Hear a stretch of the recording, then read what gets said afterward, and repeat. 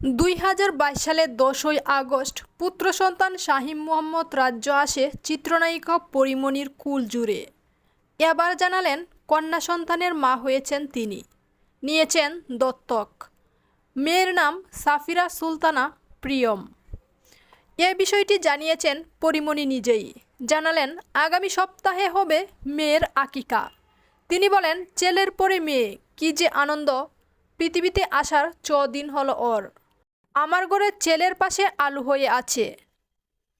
দত্তক নেওয়া প্রসঙ্গে এই নায়িকা বলেন, আমি ওকে দত্তক নিয়েছি। নিয়ম মেনে সই করার সময় মনে হলো আল্লাহ আবার আমার জন্য কিছু করলেন। জীবনে কোনোদিন কিছু নিয়ম অনুযায়ী বা পরিকল্পনা করে করিনি, তাই আল্লাহ আমার জন্য যা যা করেছেন তাই মাথা পেতে নিয়েছি। ও পরীর মতোই আমার কুলে চলে এলো। যখন কুলে নেই মনে হয় আমার নাভি কেটেই ও এসেছে। ওর ছবি এখনো দিচ্ছি না, কেউ রাগ করবেন না, মা তো আর কিছুদিন যাক।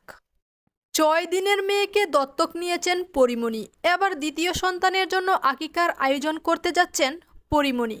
দত্তক নেওয়ার ভাবনা প্রসঙ্গে পরীমনি বলেন, আমি যা মন থেকে চাই তাই করি।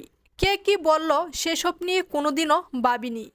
কে বলেছে বাবা ছাড়া সন্তান মানুষ করা যায় না? কে বলেছে জন্ম দেওয়া বাবা মা ছাড়া সন্তান মানুষ হয় না? 2022 সালে 10ই আগস্ট রাজ্যের জন্ম হয়। 17ই আগস্ট ঘরোয়া আয়োজনে ও জোড়া কাশিতে শিশুপুত্রর আকিকা সেরেছেন বাবা শরীফুল রাজ ও পরীমনি। ছেলের বয়স এখনো 2 বছর পূর্ণ হয়নি। তার আগেই এবার কন্যা সন্তানের মা হয়েছেন চিত্রনায়িকা পরীমনি। মা দিবসের ঠিক আগে এমন সুখবর দিলেন এ নায়িকা। পরীমনির মেয়ের বয়স মাত্র 6 দিন। তাকে দত্তক নিয়েছেন তিনি। নাম রেখেছেন সাফিরা সুলতানা প্রিয়ম।